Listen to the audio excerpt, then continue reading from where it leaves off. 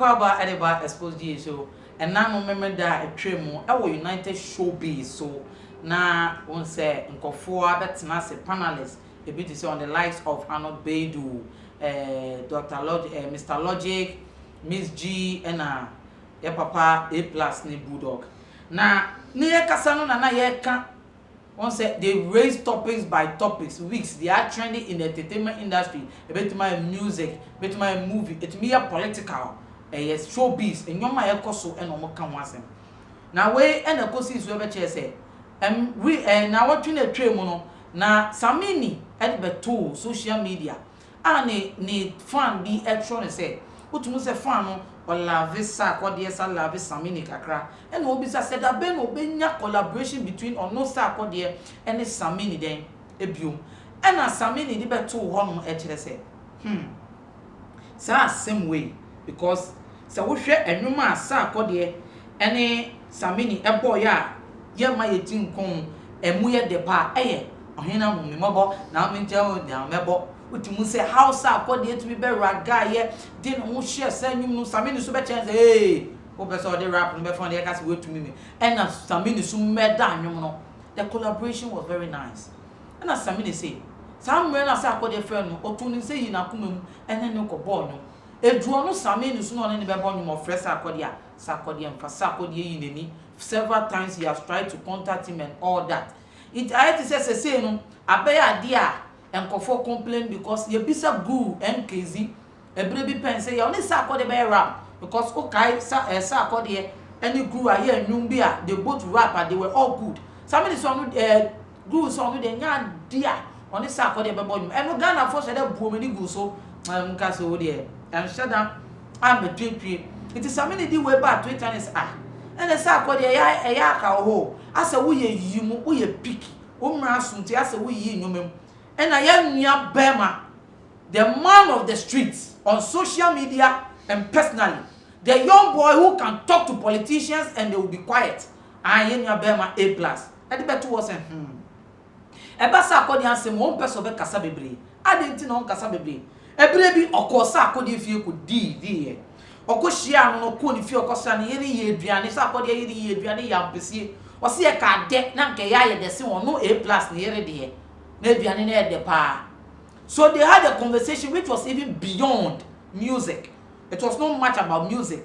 It's not any expectation or expecting obenya issue. Because no jinema will be a person in contact with Sarkodie. I feel for the past 2 years. No first Sarkodie and fan. Say, really? Also on any boy because almost PPP no share Sarkodie they vibe. Or yet to say friend or friend no fan. I no can't say me. Street ana ya wono. Me my creative brand be a men ametiso. Oh, send me the A+ me to. I bend the boom and the baby baby so soon tenaso because a baby now you need my color friend black. I and a friend black sheriff. There be a baby I want to put piano and name no billions of Baba Yobi. It will no A+ no Kai baby. No so Sarkodie 2018 called La Badi Beach. No names of Baba Sarkodie. It is sometimes it is good to be nice in life. Try and be nice. Ma when you take smile, even if you can't help the people, let them know that you have made an effort. Men because unim you be better dachi. And I want so glory then jina also that. No more A+ no that's no team. We are politicians, we are there, or about the sound, we be jina so. O mo man kasa enye ma. And it is somehow true. It is for my enti say my nya be ma A+. E kan e bra. Obi ani mo china. Uni mo china semu. Unni mochina enti no obi ani obi aka but it's nice to be nice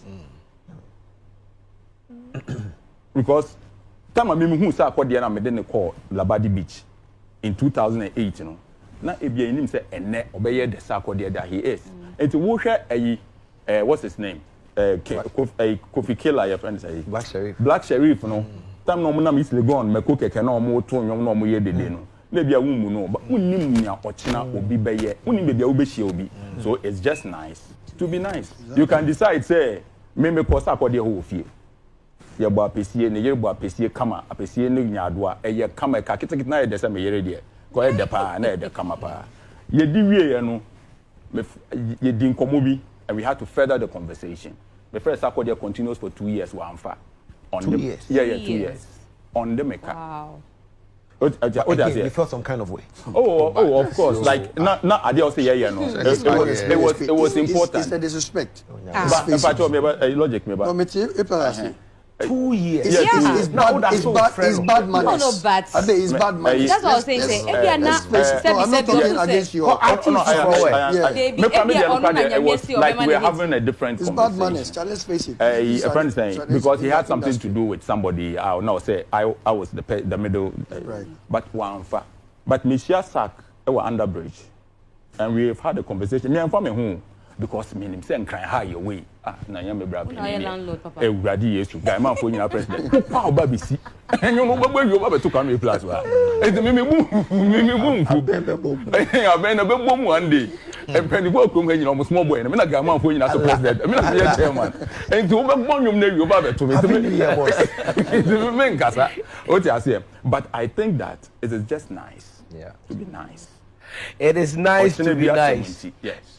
My main it's A plus in some okay not say okwa obesan ba the street in want so politicians need there any day abana omo no mutumi wo party no ma ka omo adwen na still dey in it because we you ma yeyi enipa bi abrabo ma ye ba ye nko bi wo ha ho omo put some position bi ato ono ma agida omo wu iti je ye tie shatawale nsema ye ka wa street na fa we ya ne dey to me by this street no sa ka no shatawale structure na ye stage ana ne ka no caliber na e ba benya no e be check akra it goes into even into football your legacy be and some brand being go for be put to one man you just take that name away obi to me living a life normal to me against her but you're against them so what I say it is street near street it will be any position there than what they now a plus kasana ko futie because he will never be a hypocrite onye nyatum so da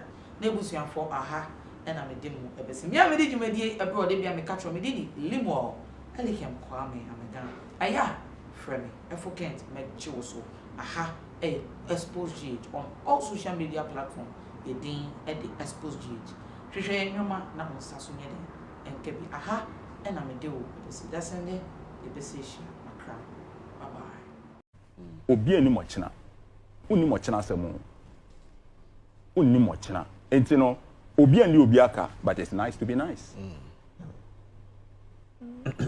because time me hu sa akode na me de ne call Labadi Beach in 2008 no na ebia enim say enne obeye de Sarkodie that he is enti wo hwe ayi what's his name Kofi Killer your friend say Black Sheriff no time no mo na Miss Legon me ko keke na mo to nwom na mo ye dede no na bia wo mu no but unnim nya ochina obi beye unnim bia wo be hia obi so it's just nice to be nice you can decide say me ko Sarkodie ho ofie ye bo apesie ne ye bo apesie kama apesie ne nyaado a eye kama ka kitikit na ye de se me yere de ko ye de pa na ye de kama pa ye di wie ye no ye di nkomo bi and we had to further the conversation the first Sarkodie continues for 2 years one fa on 2 the years. 2 years on the maker. Wow. Again, you felt some kind of way. Of course. Like not I did also no. It was important. It's a disrespect. But if I told me about logic me about. No, 2 years. It's bad manners. No, but It's bad manners. that's what I was saying. If you are not, I'm not talking against you. Like we're having a different It's conversation. bad manners. Let's face it. A friend saying because he had something to do with somebody. I'll now say I was the middle. Right. But one fa. But Michelle Sack were under bridge, and we've had a conversation. Me and family home. Because me him say cry high away na yam bra pe ni landlord papa ewurade yesu guy man for nyina president pa oba be si enyo no gbagba wi oba be to kan plus wa enti me bu aben na be bom one day e pani bo kom nyina omo small boy na me na guy man for nyina so president me na say chairman enti oba gbon nyum na wi oba be to me me ngasa o ti ase but I think that it is just nice to be nice.